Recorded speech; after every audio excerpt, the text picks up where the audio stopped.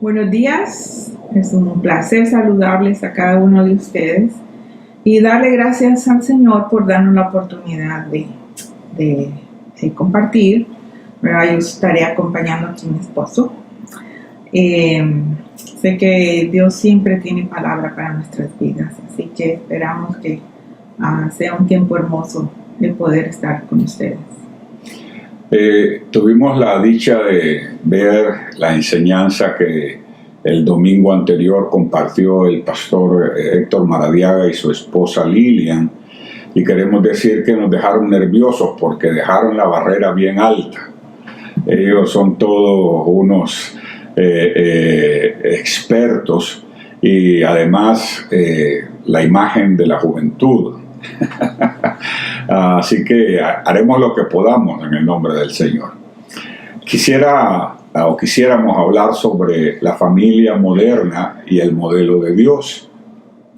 Una de las cosas que no podemos negar que está sucediendo a nuestro alrededor y muchas veces delante de nosotros y sin que a veces nosotros reaccionemos, es que cada vez es más evidente en nuestra sociedad que se está llegando a una crisis familiar y que eso atenta contra los valores tradicionales que por años hemos nosotros mantenido como estándares, como estandartes hacia los cuales debemos apuntar. Me refiero, por ejemplo, hoy está en peligro y en duda la fidelidad conyugal, la misión educadora de los padres y a su vez el respeto y la honra que se les debe por parte de los hijos, la santidad y la pureza del matrimonio, también su duración. Cuando Dios pensó en el matrimonio, obviamente nosotros lo sabemos, pensó en una relación permanente que va creciendo, que se alimenta y que tiene un fin común. Por otro lado, tenemos que reconocer también que esta crisis que se está dando a nivel sociedad y a nivel global en algunas culturas mucho más intensas que en otras, es que esa crisis desafortunadamente también ha hecho eco dentro de los ámbitos cristianos como la iglesia, los grupos de jóvenes, etcétera, que sienten la tentación de ver en este fenómeno el medio a través del cual puedan alcanzar a más jóvenes. El resultado obviamente es que hemos perdido en el camino algunos de los principios fundamentales que Dios estableció para el sano desarrollo de la familia, incluyendo obviamente los cónyuges, los padres y también a los hijos. Una de las cosas que estamos viviendo es lo que se conoce como modernismo o posmodernismo. A continuación quisiera mencionar brevemente, sin tratar de ser un experto sobre el tema, algunas de las características de este fenómeno social el cual estamos viviendo. El posmodernismo se caracteriza, por ejemplo, porque la verdad ocupa un lugar subjetivo y relativo. Esto obviamente ha afectado muchísimo los valores de la familia, los valores judeocristianos que por años han mantenido nuestras familias unidas y alrededor del propósito que Dios estableció para ellas. Cada quien interpreta y le da el significado a las cosas como quiere. Eso está pasando en nuestra sociedad hoy en día. Por eso es que algunas cosas que nosotros pensamos que eran incambiables hace algunos años, hoy en día estamos viendo que se están desarrollando hacia un final que nunca nos hubiéramos imaginado. Hablo, por ejemplo, de la homosexualidad, del matrimonio gay, hablo del aborto. Y últimamente puedo hablar sobre lo que nos ha parecido un horror bajo cualquier concepto, la pedofilia.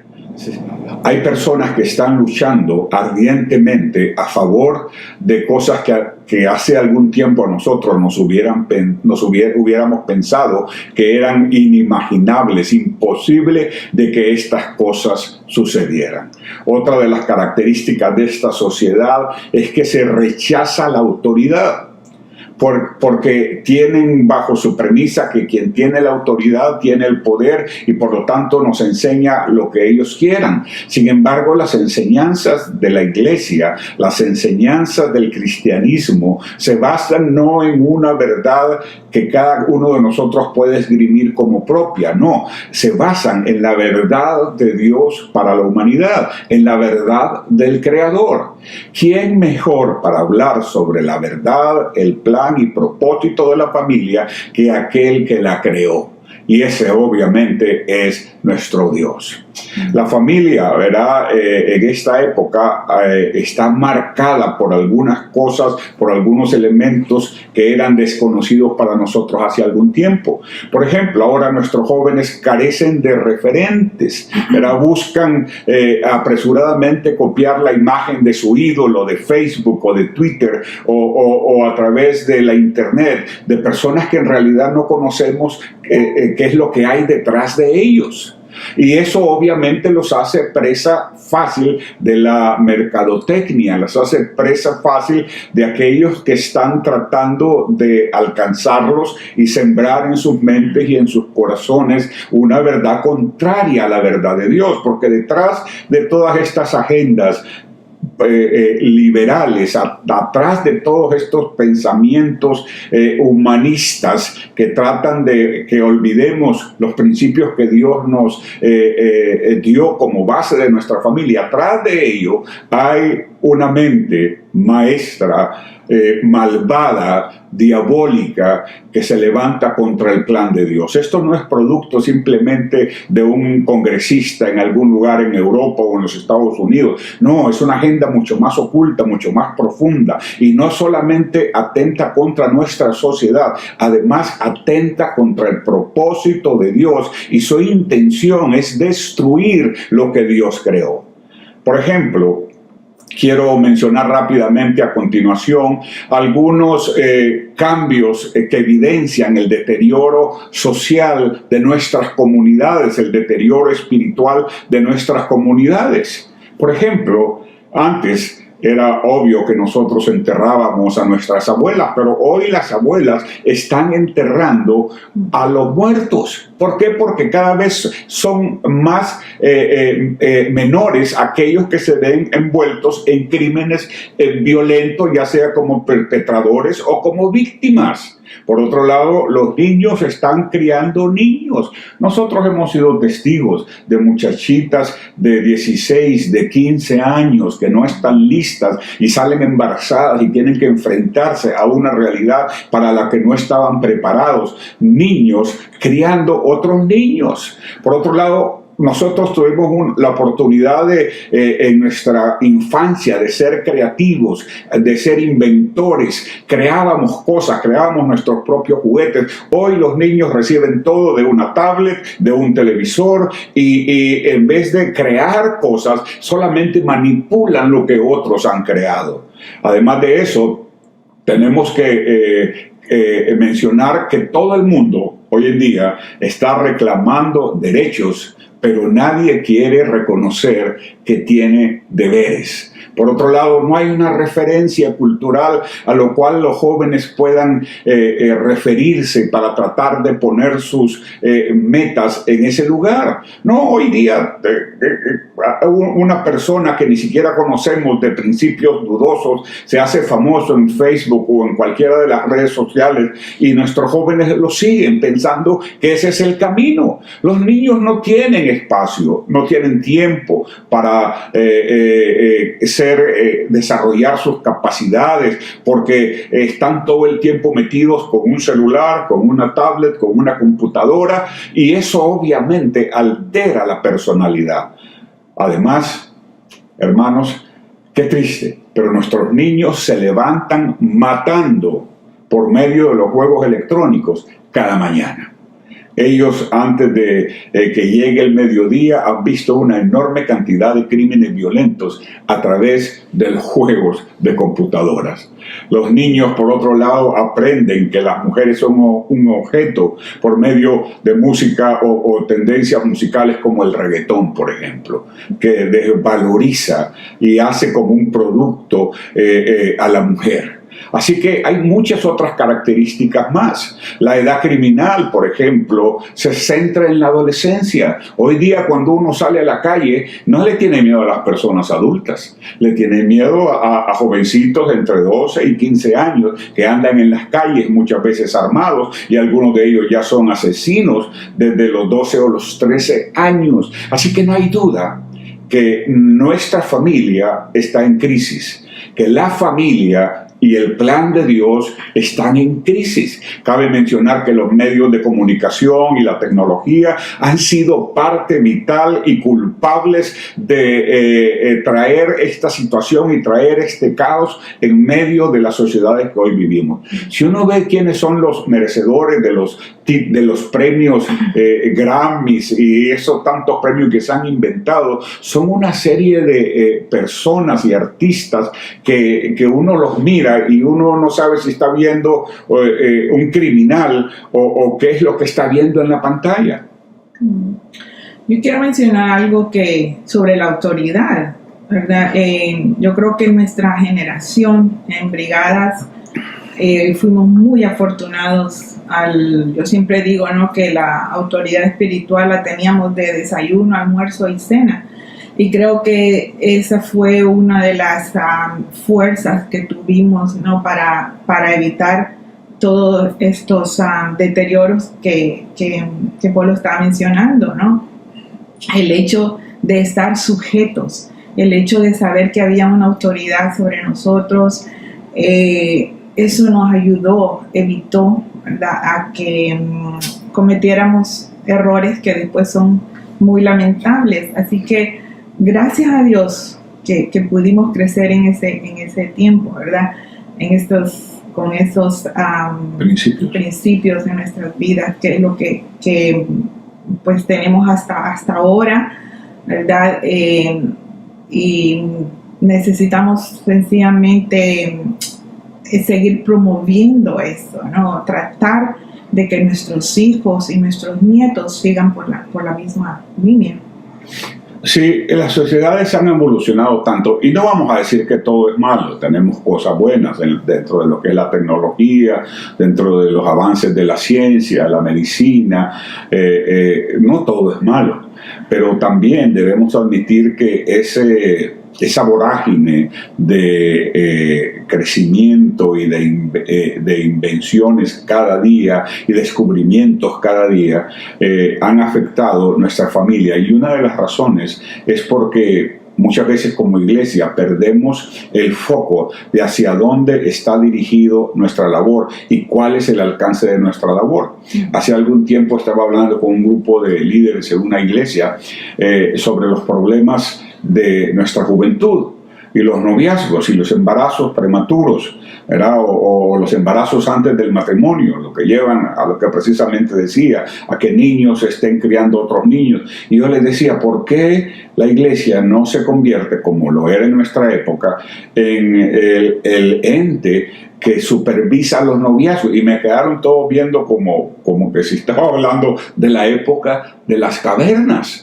Pero yo creo que si en realidad nosotros queremos rescatar a la familia y poder enseñar el modelo de Dios, tenemos que retomar principios como ese. Nosotros, gracias a Dios, fuimos cuidadosos en nuestro noviazgo porque había supervisión sobre nuestras relaciones. Recuerdo, ¿verdad? Y algunos de ustedes saben, el noviazgo no era una cuestión de que yo hoy comienzo con Charito, no. Había que dar informe a alguien que nos estaba supervisando. Había que buscar el visto bueno de los ancianos de la iglesia, y algunos estarán en este momento quizás asustados, pero eso fue para nuestro bienestar. Eso fue para...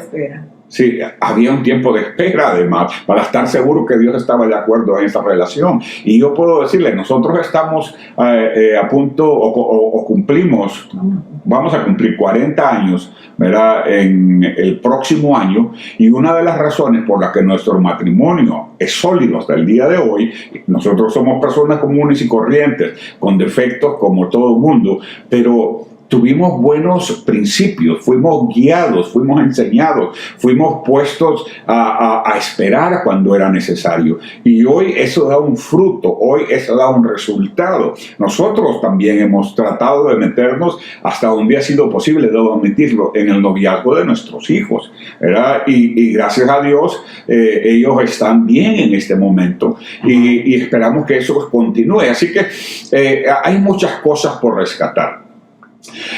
Pero quisiera hablar de algunos de los problemas puntuales de la familia en sí.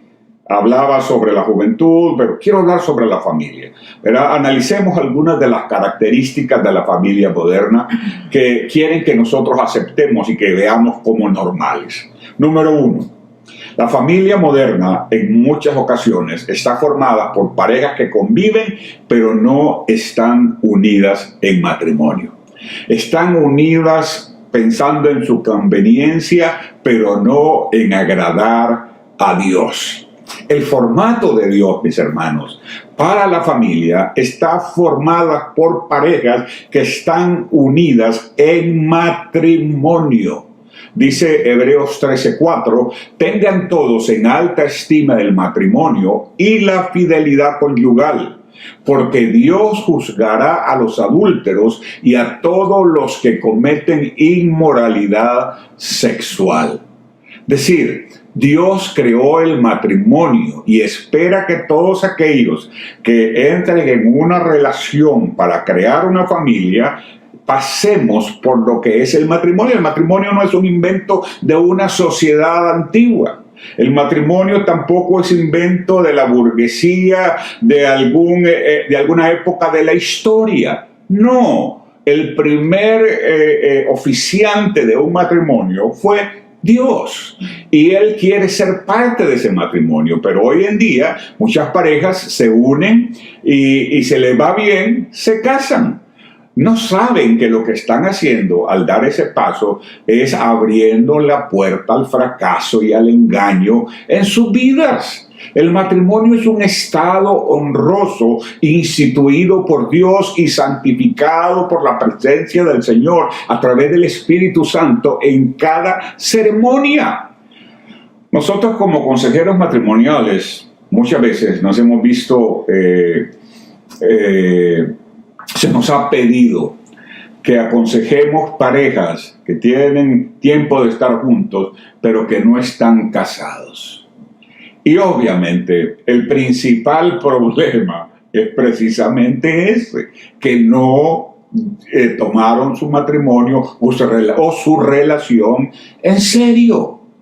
Yo les digo, jovencitos que me están viendo, jovencitas que me están viendo, jóvenes que me están viendo, quiero decirte, si alguien te pretende y te ama de verdad, debe estar dispuesto a dar un paso de compromiso contigo y casarse como las cosas deben hacerse. No hay que saltarse la barda, no hay que tomar el atajo, no, el matrimonio es una relación permanente y requiere la bendición de Dios, no solamente antes, al principio, sino durante todo el matrimonio. El matrimonio fue ordenado por Dios para confirmar lo que se conoce como la institución de la familia. Así que cuando dos personas se aman, lo cual es un proceso hermoso, y el noviazgo es otra cosa de la que debiéramos hablar, pero no hay tiempo. En algún momento hablaremos sobre el noviazgo, porque hay mucha tela que cortar en ese tema también, ¿verdad? Pero cuando se da el noviazgo y cuando finalmente las personas sienten que se aman y que quieren estar juntos, el camino es siempre el mismo. El matrimonio. ¿Por qué? Porque con el matrimonio primero estamos honrando a Dios, y cuando honramos a Dios traemos sobre nuestra vida la bendición del Señor. Por otro lado, la familia moderna no considera el matrimonio para toda la vida, lo consideran desechable. Sin embargo, Dios instituyó el matrimonio desde otra perspectiva. El psicólogo puede decir una cosa, el sociólogo puede decir otra cosa, ¿verdad? Las sociedades pueden cambiar y pueden tratar de moldear nuestra forma de pensar, pero lo que debe moldear y marcar nuestra forma de pensar es la palabra de Dios. Mateo capítulo 19, versículos 4 al 6 dice lo siguiente: ¿No han leído, replicó Jesús, que al principio el Creador los hizo hombre y mujer? Están hablando sobre el divorcio aquí. Y dijo, por eso dejará el hombre a su padre y a su madre y se unirá a su esposa. Y los dos llegarán a ser un solo cuerpo. Así que ya no son dos, sino uno solo. ¿Y qué dice al final? Por lo tanto, lo que Dios ha unido, que no lo separe el hombre. Algunos estarán pensando, pastor, pero usted está anticuado, usted no ve los divorcios que suceden cada día. Sí los veo. Y aún creo también que las parejas divorciadas tienen una segunda oportunidad, porque Dios es un Dios de segundas oportunidades. Pero déjame decirte sobre el matrimonio. Cuando Dios pensó en el matrimonio, lo pensó como una institución y una unión permanente. Él toleró el divorcio a consecuencia de la dureza de nuestros corazones. Pero el propósito de Dios es que el matrimonio permanezca para siempre, hasta que la muerte nos separe. Ese es el plan de Dios, eso es lo que Dios planeó, ¿verdad? Y yo quisiera decir que a las personas que les ha tocado en algún momento el divorcio, ha habido una separación, no se sientan condenadas, ¿verdad? Porque ese es el plan de Dios. Pero también habla la palabra que dice que por la dureza del corazón, ¿verdad?, ha venido el divorcio, ¿verdad? Cuando hay dureza, cuando, como dice un dicho, no se quieren bajar del caballo, puede ser que lleguen a un divorcio, ¿no? Dios, eso es lo que Dios planeó, pero lastimosamente no siempre se va a cumplir en todas las parejas, ¿no? Para que a los que les ha tocado algún divorcio o una separación no se sientan condenados, y como dice Pablo, ¿verdad?, Dios es un Dios de oportunidades y de misericordia. Y de perdón. ¿Verdad? El divorcio no es lo que Dios quiere, es un pecado, pero es un pecado que Dios perdona, como perdona todos los otros pecados cuando nosotros venimos delante de Él.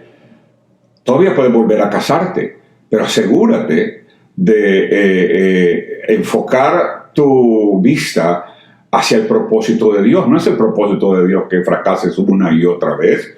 De hecho, no es el propósito de Dios que fracases ni una vez siquiera. Pero Dios, en su misericordia, en su amor infinito sobre nosotros, nos da una segunda oportunidad. Es como también, el plan de Dios es que todos seamos salvos, ¿verdad? Que toda la humanidad sea salvo, pero no todos están abriendo su corazón para recibir al Señor Jesús. Sí, otra de las características de la familia moderna es que en la familia moderna los hijos viven sin límites. Muchas veces llevan a la novia a dormir a la casa de sus padres. O muchas veces los padres se hacen los indiferentes frente a las acciones que saben que están incorrectas de parte de los hijos. Toman sus decisiones por su propia cuenta. Los conceptos de honrar y respetar al padre y a la madre van quedando como algo anticuado. Sin embargo, es un principio que nosotros no podemos descuidar. De hecho, dice la Biblia que es el primer mandamiento con promesa. Dice la Biblia que cuando nosotros honramos a papá y a mamá, eso nos garantiza que viviremos larga vida y además que seremos prosperados y que seremos bendecidos, ¿verdad? Así que chicos, jóvenes, jovencitos, hay un principio que nosotros no podemos olvidar de la palabra de Dios, no obstante lo que se esté viviendo a tu alrededor, donde cada quien hace lo que le da la gana, donde cada quien toma sus propias decisiones, donde se respeta y se confronta la autoridad de los padres. Déjenme decirles una cosa, cuando nuestros hijos estaban pequeños, obviamente ya crecieron, ya son adultos, la relación cambia en la medida que los hijos crecen, pero hubo una época donde mi voz era la voz de Dios para ellos, y así debe ser. Sí, lo escuchó bien, mi voz era la voz de Dios para ellos, y así debe ser. Los hijos deben, en una etapa de la vida, cuando son pequeños, cuando no pueden tomar sus propias decisiones todavía, tu voz, la voz de tu esposa, la voz de ustedes como pareja, es la voz de Dios para ellos. Esa es la autoridad que Dios nos da. Sin embargo, no siempre esto ocurre por porque los niños lo buscan, sino muchas veces porque por los requisitos de la familia moderna, ni el papá ni la mamá nunca están en casa y los muchachitos y los niños crecen solos. Y si no hay nadie guiándolos, si no hay nadie enseñándoles, si no hay nadie dirigiéndoles, entonces escogen el camino equivocado. Efesios 6:4 nos da un mandamiento. Dice, ustedes, padres, no hagan enojar a sus hijos, sino que críenlos según la disciplina e instrucción del Señor. Una de las cosas que nosotros hicimos con Charito, una decisión que nosotros tomamos con Charito y que hemos tratado de traspasar a nuestros hijos, es que mientras los niños estén pequeños y no vayan a la escuela, la mejor persona para educarlos, a pesar de que estábamos rodeados de una linda familia y excelentes amigos y hermanos en Cristo, pero la mejor persona para criar a los hijos cuando el hombre tiene que estar fuera de la casa es la mamá.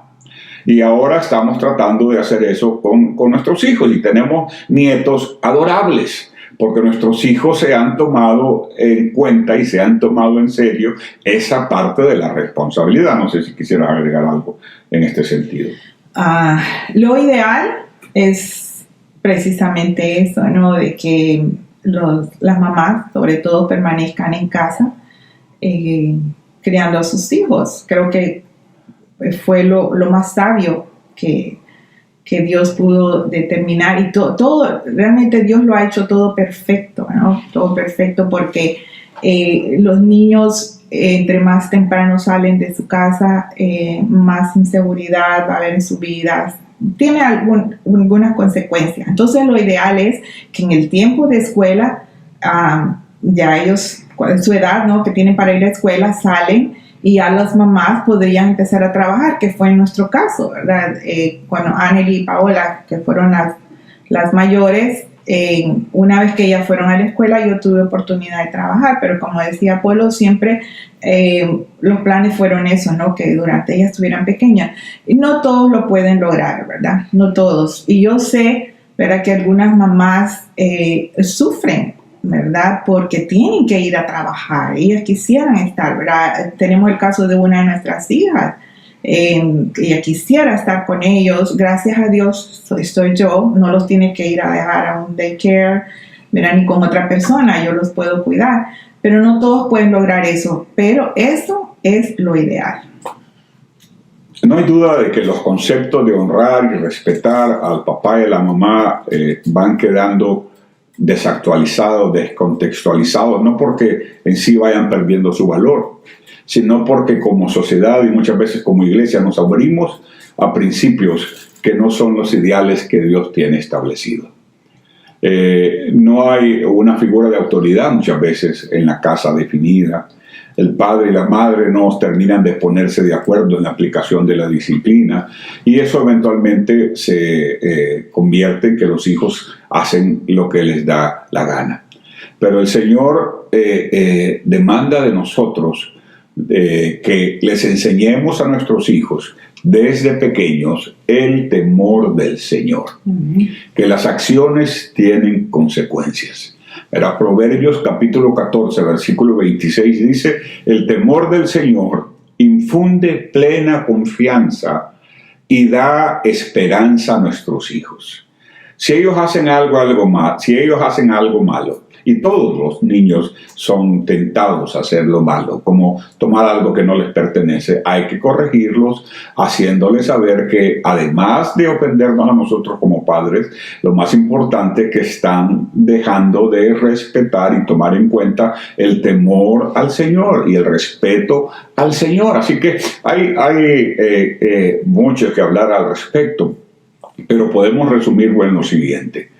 Las cosas han cambiado, los tiempos han cambiado, pero todavía tenemos la capacidad de planificar nuestro matrimonio, de planificar el desarrollo o la llegada de nuestros hijos y tomar las mejores decisiones de acuerdo a lo que hemos aprendido del Señor en relación a cómo educar o cómo fomentar a nuestros hijos.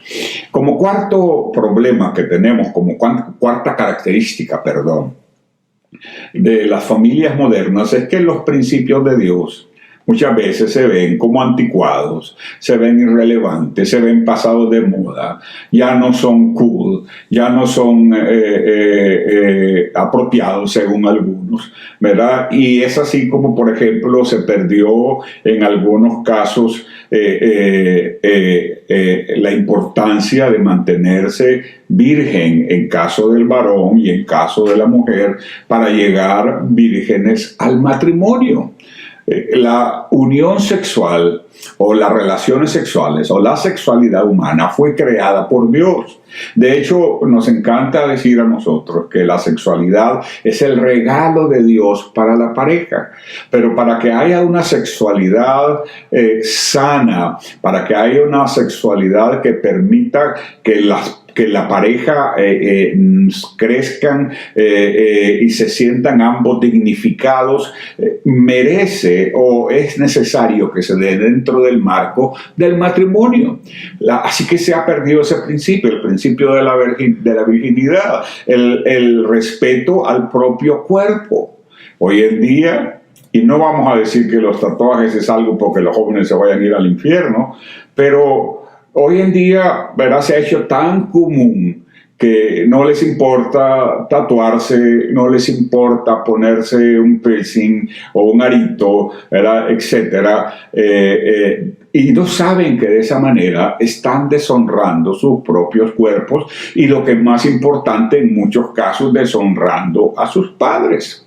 Y nosotros como padres no podemos tolerar ese tipo de comportamiento mientras los hijos estén en la casa, aunque sean mayores. Una vez que son mayores, ellos toman sus propias decisiones, pero si son mayores y viven en nuestra casa, es nuestra responsabilidad imponer en ese hogar los principios de Dios en esa casa. Si no, es nuestra responsabilidad, y Dios no le va a pedir cuenta a los hijos, Dios nos va a pedir cuenta a nosotros. Eso no es fácil, la confrontación no es fácil, la confrontación es difícil, pero tenemos que hacerlo en el nombre del Señor. La santidad del matrimonio también se ve como algo irrelevante, como algo anticuado. Las nuevas sociedades simplemente se juntan, ¿verdad? Y si les gusta, se casan, y muchas veces si no se casan nunca y se separan por cualquier cosa, por incompatibilidad de caracteres. Es una de las cosas más comunes que se oyen en consejería, es que somos incompatibles. ¿Por qué no lo pensaron antes? ¿Por qué no siguieron el proceso para asegurar que su relación llegara a buen término? ¿Verdad? Porque muchas veces se toma tan livianamente el matrimonio que se casan por un capricho. Se casan simplemente por una calentura, decimos nosotros, ¿verdad? Lo cual no es correcto.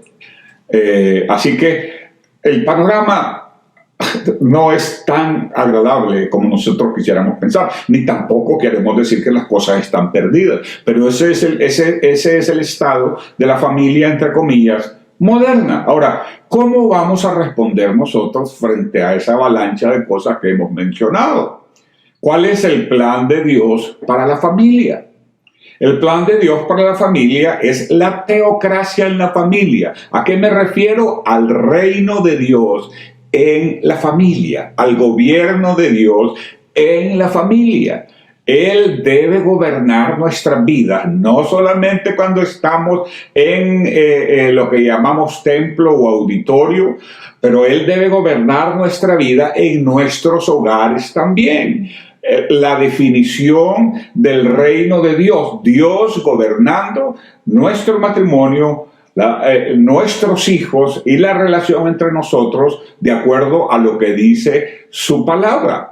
La teocracia habla del gobierno de Dios, está íntimamente ligado con su voluntad específica para nuestra vida. Necesitamos experimentar a nivel personal, y eso lo aprendimos nosotros hace muchos años en brigadas. ¿Verdad? Nos daban casi que era desayuno, almuerzo y cena, autoridad espiritual, ¿verdad? Porque necesitamos experimentar a nivel personal un encuentro con la autoridad de Dios. Hoy en día hay muchos cristianos que saltan de un templo a otro, de una iglesia a otro, y frente a cualquier problema se les hace tan fácil irse. Que déjeme decirle una cosa, pero eso no es vivir, eso no es haber tenido un encuentro con la autoridad de Dios, ¿verdad? Necesitamos, antes de pensar en nuestra familia, en nuestros hijos, de manera individual, tener un encuentro con la autoridad de Dios para que después, a nivel de pareja y a nivel de familia,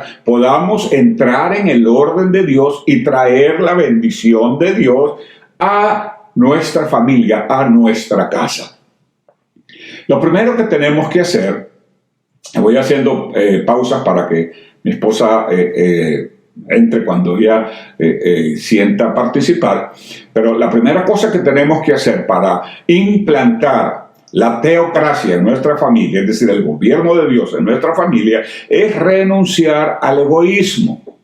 El egoísmo es lo contrario a la humildad y a la sumisión. El egoísmo es cuando todo gira alrededor de mi conveniencia, de mi propósito y de mis deseos, y cuando empezamos entonces a dejar que el trono de Dios, como lo aprendimos a través del señorío de Cristo, que Mario nos enseñó y sigue enseñando toda la vida, ¿verdad?, esté entronado dentro de nosotros. El ser humano, cuando no conoce la autoridad, es egoísta, hace lo que le da la gana, desea que todo gire alrededor de él, ¿verdad? Quien así vive, no solamente vive vacío, sino que va a traer grandes y graves consecuencias a su vida, ¿verdad? Va a provocar la desdicha, y la familia no es la excepción. Cuando Dios no gobierna en nuestra familia, las cosas están mal. ¿Y eso qué significa? Eso significa que eventualmente vendrán las consecuencias de nuestras acciones. Así que lo primero que tenemos que hacer es renunciar al egoísmo, y en vez de entronar nuestro yo, nuestro ego, como tantas veces lo hemos oído de nuestro querido Mario Fumero, nuestro querido pastor, aquel por medio del cual Dios nos alcanzó, debemos dejar que el trono de nuestro corazón lo ocupe ¿quién? Dios. Dios, el Señor. Por otro lado, en segundo lugar, para permitir que la teocracia gobierne en nuestra familia, debemos aceptar la palabra de Dios y renunciar a nuestras propias ideas.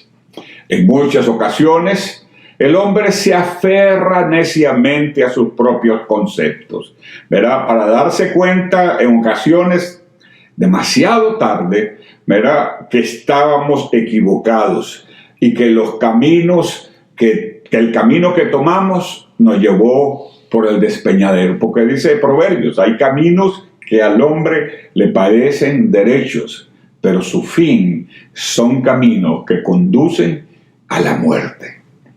Y así sucede en nuestra familia. Cuando dejamos de tomar en cuenta la palabra de Dios, y cuando dejamos que nuestras propias ideas o que las ideas de otros, del sociólogo, del psicólogo, del consejero, que no son cristianos y que no están basados en la palabra de Dios, gobiernen nuestra vida, entonces estamos en graves aprietos y nos veremos confrontando graves problemas. En tercer lugar, tenemos que pensar en la necesidad de un testimonio cristiano real e inculcarlo a todos los miembros de la familia. El señorío de Cristo, mis queridos hermanos, no solamente son palabras o conceptos a nivel de la mente, no, es una demostración en la vida diaria de que Cristo es mi Señor. No se trata solamente de palabras bonitas y de un folleto que ponemos en la bolsa de atrás del pantalón. No, debe haber un testimonio real, verdadero, de aquel que es hijo de Dios. Y ustedes me conocen, ustedes saben que nosotros no somos religiosos ni legalistas, pero sí queremos ser bien cristianos. y que lo cristiano se note en nuestra vida diaria, en nuestra manera de relacionarnos con los demás, en nuestra manera de vestirnos, en nuestra manera de hablar, en nuestra manera de comportarnos. Dice la Biblia que debemos dejar el hombre viejo, ¿verdad?, enterrarlo con sus pasiones, desecharlo de nosotros y dar lugar al hombre nuevo que por la gracia y el amor y la obra del Espíritu Santo se va forjando en nuestra vida. Una de las cosas que creo yo que nos ayudó a fomentar en nuestros hijos el temor al Señor y el procurar, ¿no?, que se mantuvieran en los caminos del Señor, pues es el deseo de cada padre, ¿no? Fue cuando les empezamos a practicar los altares familiares, ¿verdad? Desde que estaban pequeñitos. Cuando teníamos solo las 2 primeras, lo hacíamos todos los días, ¿verdad? Y igual cuando vinieron los otros 2 hijos, seguimos practicando, no todos los días, pero creo que fue una buena semilla que fue sembrada en ellos, ¿verdad? Los hijos no son perfectos, ¿no? Y igual, aunque nosotros acostumbramos a eso, tuvieron su época, todos tienen sus épocas, momentos, ¿no?, difíciles. Y de todos, en algún momento, de cada uno de ellos hemos derramado lágrimas, ¿verdad? Pero el verlos ahora buscando al Señor, ¿verdad? Tratando de mantener siempre el temor al Señor en sus vidas, nos muestra, ¿no?, que fue tan bueno enseñarles en ese tiempo, ¿no? Y el procurar que se mantengan, ¿verdad? Como decía Lilian, el incomodarlos, ¿verdad? Siempre incomodarlos, el tratar de mostrarles, ¿verdad? Enseñarles que, como decía Polo, ¿no?, el señorío de Cristo, ¿verdad? No son palabras, son acciones, ¿no? Y cuando llegan a la adolescencia, creo que es la etapa más difícil, ¿no? Yo recuerdo con una de nuestras hijas, era la vestimenta, fue una de las cosas que a mí me dio más trabajo, ¿no? El procurar que se vistieran decentes, ¿no? No es fácil, pero yo creo que mientras los padres se mantienen, ¿no?, mostrando realmente que el Señor del hogar, el Dios es nuestro Jesús, ¿no?, que realmente es el Señor de nuestras vidas, podemos tal vez no tener todo el éxito, ¿verdad? Ni todo perfecto, por supuesto, pero lograr una bendición, ¿no?, de tener una familia ahí cerca de Dios y tratando de servir al Señor. Así es, sí, no somos una familia perfecta, sin lugar a dudas, y como dice Charito, hemos tenido de todo, alegrías, tristezas. A veces uno tiene ganas de abrazarlos, otras veces uno tiene ganas de ahorcarlos. Sin embargo, todos estos principios que hemos compartido nos han ayudado para llegar al punto donde estamos. No somos perfectos, pero estamos perseverando. Nuestros hijos están perseverando en el camino. Ninguno es perfecto, pero están perseverando y están los que tienen hijos ya tratando de, como principal propósito en sus vidas, inculcarle al Señor a sus propios hijos. Ya con eso nosotros podemos decir que le hicimos, ¿verdad? Porque no le vamos a poder dejar dinero, ni le vamos a poder dejar terrenos, ni le vamos a poder dejar herencias. Deuda. ¿Verdad? No, ni deudas tampoco, gracias a Dios. Esas se extinguen cuando nos morimos. No, pero le dejamos un patrimonio de vida y de entrega al Señor Jesús. Esa es la herramienta por medio de la cual ellos van a poder crear sus propias familias, no perfectas, porque la perfección aquí en la tierra no existe, pero cerca de la voluntad de Dios. Yo quiero decirte una cosa. No es nuestra intención juzgarles ni señalarles. No hay una familia perfecta. No hay padres perfectos. Todos en algún momento nos equivocamos. Gracias a Dios. Nuestro Dios es un Dios de misericordia, de amor y de segunda, tercera y cuarta oportunidad. Y si tú estás pasando por un momento difícil en este momento, quiero decirte, no pierdas las esperanzas. Dios sigue contando contigo. Dios sigue contando con tus hijos. No importa lo perdido que lo veas, o lo perdido que parezca que está, o lo destrozado que parezca que está tu familia. Dios es experto en tomar los pedazos de nuestra vida y unirlos nuevamente y darle un sentido y un propósito a nuestra existencia. Sí. Quisiera decir unas últimas palabras. Hemos orado por los hijos. Estoy segura que ustedes han orado por sus hijos desde que estaban en el vientre, ¿verdad? Igual lo hemos hecho. Y es nuestro deseo, ¿no? Que ellos cuando van a formar sus familias, Dios les bendiga con unos hombres que amen a Dios o unas mujeres entregadas, consagradas al Señor.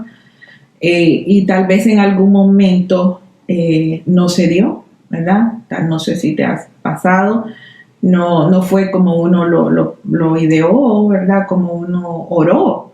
Quiero decir a los padres, madres, papás, no se sientan culpables de eso, ¿no? En algún momento uno se puede preguntar, ¿será que no oré suficiente, verdad? ¿Qué cometimos? ¿En qué fallamos? ¿Verdad? Nuestro deber ha sido orar, ¿verdad? Interceder por ellos, ponerlos siempre en las manos de Dios. Cada quien al final toma sus propias decisiones y paga sus consecuencias, ¿verdad? Así que padres, mamás, no se sientan culpables si en algún momento sus hijos no llegaron, no lograron en algún momento, ¿no? Porque eso no significa que es para siempre. Dios es un Dios de oportunidades, de misericordia, y Dios abrirá, sí, de restauración, exactamente. Pero no debemos de sentirnos culpables, ¿verdad? El diablo tal vez quiera venir con pensamientos de condenación, pero no podemos aceptarlo eso, ¿verdad? Dios es un Dios de amor eterno para siempre y de una misericordia que nunca se agota. Él tiene misericordia de nuestros hijos y tiene planes para ellos hermosos. Inclina tu cabeza. Padre, en el nombre de Jesús, en este momento, Señor, nos ponemos de acuerdo con Charito como una sola carne que somos delante de ti, Señor, para pedirte tu bendición, para pedirte tu guianza, también para pedir tu consuelo para aquellos corazones quebrantados, para aquellos que sienten que han fracasado. Yo te pido, Señor, seca las lágrimas de sus ojos, seca las heridas de su corazón, llénalos con el poder de tu Espíritu Santo, para que puedan tener, Padre, la claridad del rumbo hacia el cual deben dirigir sus vidas. Señor, en el nombre de Jesús, trae esperanza donde hay desesperanza, trae confianza donde hay duda, trae, Señor, fe donde hay negativismo, para creer que tú eres poderoso para obrar en nuestra familia. En el nombre santo y poderoso de Jesucristo. Amén.